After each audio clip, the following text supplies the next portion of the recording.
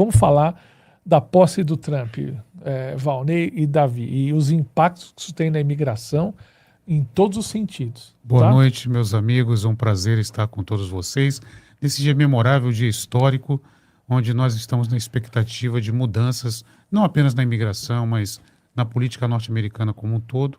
E no mundo, né? E no mundo, É. né? Impactos, inclusive, no Brasil. Enfim, esperamos aí que vai haver grandes mudanças aí. É assim, muita coisa se atribui ao Trump, né? Inclusive agora uma participação no fim da guerra de Israel com o Hamas, lá com a Palestina, né? Então, o Trump, a única coisa que é consenso é que uma figura, né, que tem um protagonismo ímpar, né? Tem um estilo dele, né, assim, incisivo, autoritário e tal, então onde ele mete o dedo, né, as coisas mudam. Começa lá na guerra de Israel, antes mesmo dele tomar posse, começa talvez agora na questão do TikTok, que estava banido e parece que não está mais. Hoje o TikTok está banido ou não está? Alguém viu? Ele prorrogou. Ele prorrogou. Aham. Deu mais tempo. Então, você vê que interessante, o TikTok saiu do ar domingo, né? Ele nem era presidente domingo, ele assumiu hoje meio-dia, ao meio-dia. Mas é uma figura forte, já liberou o TikTok, pelo menos provisoriamente. Liberou né? o TikTok também porque houve uma notícia de que muitos norte-americanos estavam migrando para o Red Note, que é chinês. uma outra rede chinesa também. Mas assim, Trump é figura polêmica, é figura que nasceu para ser protagonista da história e hoje está escrevendo um novo capítulo da história dele e dos Estados Unidos, né? Afirmando muitas coisas, prometendo muitas coisas, o que vai ter que demonstrar para que possa manter o seu forte capital político, a sua credibilidade. Muito se espera da população norte-americana em várias outras áreas, principalmente a questão da economia. Essa é a grande promessa dele, né? O que é isso? O que eu faço com isso? Não, o Marcelo só pediu para... vai chegar a notícia aqui o tempo todo, né? A gente está quase que numa cobertura ao vivo. Manda né? no link do WhatsApp, senão eu vou ficar doido aqui, cara. Imagina com um telefone e vocês já é difícil, imagina dois. Bom, mas vamos lá. Sabe o que o Marcelo acabou de me passar assim? Ó? Uma das coisas que ele prometeu, que estavam esperando a assinatura hoje, acabar com a cidadania automática para filhos de imigrantes ilegais. Ele já tinha falado disso, né, anteriormente, está prometendo que vai assinar amanhã, né, e já todo mundo está falando, se assinar, como é decreto, né, entra em vigor imediatamente, até ser questionado ou derrubado pela justiça. Né? Será que sai hoje isso aí? O que você está pensando? O que vocês acham? Agora, detalhe, né, ele fala, por enquanto ele está falando imigrante ilegal. Agora, se nascer aqui uma pessoa filho de turista, filho estudante, eu acho que está tudo certo, né? Um turista vem para cá ter filho, será que vai pegar ou não?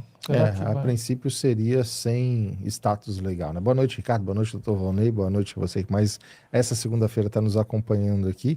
É um dia muito movimentado por conta da posse do presidente. A gente, no meio do expediente, está tentando acompanhar tudo que está acontecendo. Aqui na Talent, você viu? As TVs são estão todas ligadas nisso. O pessoal atende cliente de olho no que pode sair ali, né? A gente tentando acompanhar tudo. E esse foi um dos diversos pontos que ele tratou durante a campanha, sobre... tudo focado na questão da imigração ilegal. Então, se a gente for pegar todos os pontos que ele trata sobre imigração, o tempo todo está relacionado à imigração ilegal. Inclusive, o direito de nacionalidade para o nascido aqui, né? Aqui nos Estados Unidos. Né? A questão da territorialidade. Você tem o direito de ser cidadão por ter nascido dentro do território americano. Então, não importa o status do teu pai, nada, né? Ele propõe uma reinterpretação desse artigo da Constituição, onde seria desde que os pais estivessem legalmente. Em tese, estar como turista, você está legalmente. Você tem status legal dentro dos Estados Unidos. Estudante, trabalhador temporário, residente permanente, todos esses têm status legal. O ilegal é aquele que, de fato, ultrapassou um estudante ou melhor, um turista que ficou mais do que o tempo permitido, em overstay, um estudante que não renovou com a escola e ficou aqui com visto válido, mas sem o I-20 fundamentado. Enfim, várias interpretações podem ser dadas. Precisa ser melhor explicado, né? Porque dentro desse contexto também, vocês viram, uma coisa que ele já anunciou, né? partir de amanhã, 200 policiais do ICE vão ser direcionados para Chicago, que é considerado uma cidade santuário, né? Uma cidade com muita diversidade, uma cidade progressista. E eu acho que ele escolheu a dedo essa cidade para demonstrar que, né, o poder municipal e estadual não consegue impedir uma ação federal de imigração direcionada. Então ele vai mandar. Então pode ser, Chicago não tem convênios para a polícia municipal e estadual chamar o ICE, mas Trump vai mostrar que nada impede do governo federal mandar a polícia para lá, fazer blitz lá, né? E ele pretende começar a deportação, que agora está falando que é de 1 milhão de pessoas esse ano, ou por ano, né? A gente sabe, tem estimativas entre 11 e 15 milhões de imigrantes indocumentados nos Estados Unidos. Ele quer começar este ano com 1 milhão de pessoas, é um número enorme, né? Os anos que nós mais deportamos, nós estamos falando de 80, 90 mil, né? Já pensou 1 milhão? E esse começo deve ser hoje ou amanhã com envio de 200 policiais do ICE para Chicago. Eu acho que foi ontem que o Tom Roman abriu numa entrevista, acho que foi ontem ou antes de ontem, que trata-se de uma operação muito bem planejada, uma operação muito bem preparada para que ocorram essas prisões, inclusive com conhecimento dos alvos, os locais onde estariam, inclusive até mesmo suas famílias, né?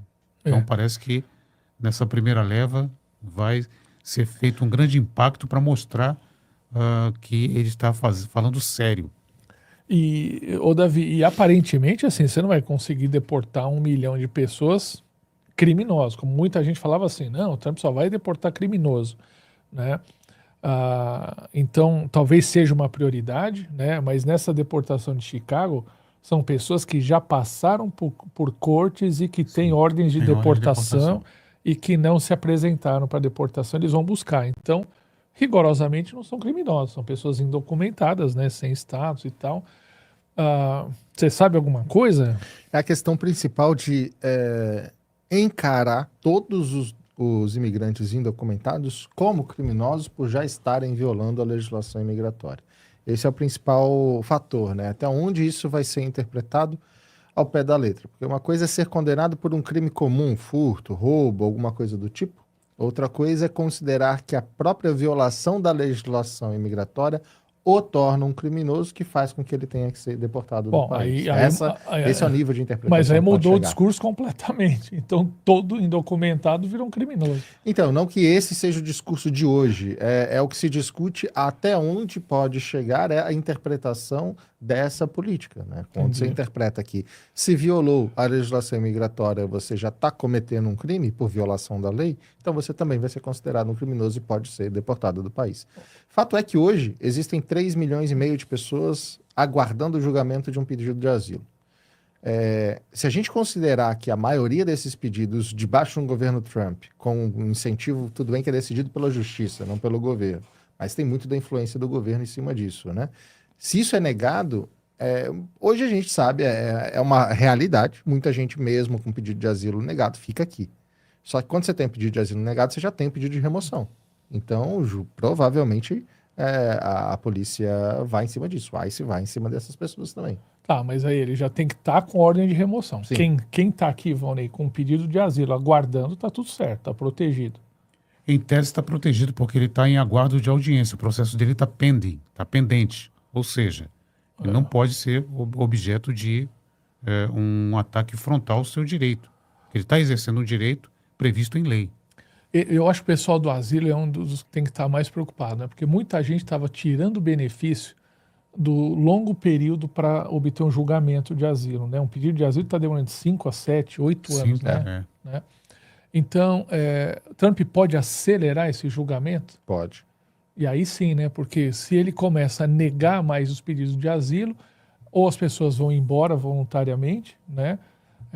Ou elas aí sim, elas ficam indocumentadas e aí são objeto de deportação, não é isso? Exatamente. Ele tem poderes para fazer isso de uma forma também indireta, né? Ele pode requerer a apreensão dessas pessoas e tornar difícil a vida a ponto de acontecer o que já aconteceu no passado, que é o pedido de asilo voluntário, né? O sujeito não aguenta estar ali separado da esposa, dos filhos. Isso já aconteceu. Como? Ele voluntariamente pede Não, autodeportação. a autodeportação. Ele pede para sair, né? Sim, É. sim. Isso eu vi que pode ser uma estratégia dele de criar instrumentos de pressão, né? Separar famílias, etc., para as pessoas pedirem. Então tá difícil para mim aqui, me autodeporto, né? Exatamente. Ou então, uma outra forma indireta, por exemplo, é o fechamento do site do CBP, né? Porque Que aconteceu hoje, que né? aconteceu hoje. Então, logo houve a posse, o site do CBP foi fechado. Ou seja, todas aquelas pessoas que entravam no país e se apresentavam alegando, pedindo um processo de asilo, esse asilo necessariamente por lei é processado. Agora, é necessário que seja feito um cadastro para um agendamento de uma audiência. Esse cadastro é feito no site. O site foi fechado. Ou seja, o pedido está inviabilizado. Não pode ser feito. Não pode ser É. feito.